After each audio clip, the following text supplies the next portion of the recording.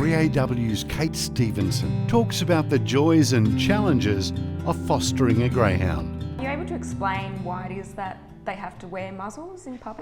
Well, I think one of the things is, some of them have only just finished racing. So I think Bronte raced up until April of this year.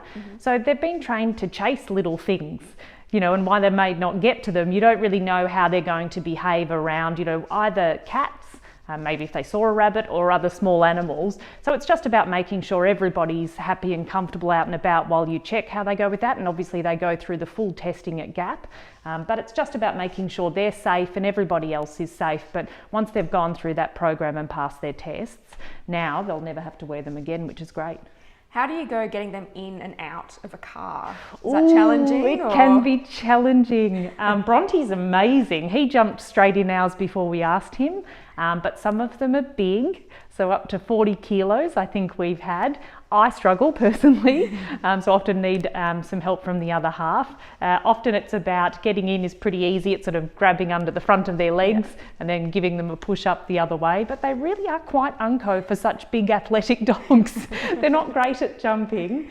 So it takes a bit of coercion to get them out as well. So it can be a challenge, and sometimes you need someone bigger to help, but usually you can make it work with a little bit of maybe some treats or a little bit of muscle to get them in and out. Yeah.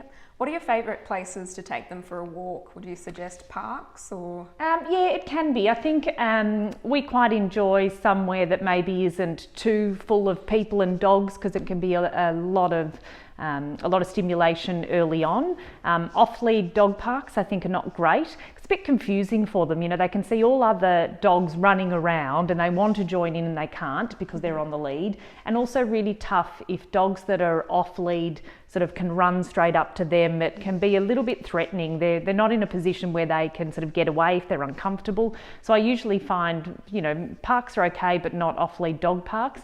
And other than that, just really anywhere that has nice sort of green spaces, or we just walk them along the beach here, which is terrific. Walking around, do you get a lot of people coming up to you and asking questions about your greyhounds? Yeah, which is great. I think having spoken to other foster carers, some of them have said they've had sort of more challenging reactions from people, and the idea of people crossing the road, maybe looks a little bit scary with the muzzle. But we found with him, people have been amazing, and a lot of parents with kids will ask who he is and why he's wearing the muzzle, and we know he's a great dog and he's great with people, so we're always happy to chat to them and let them give him a pat and see that he's a great dog. For more information about fostering a beautiful former racing greyhound, go to gap.grv.org.au.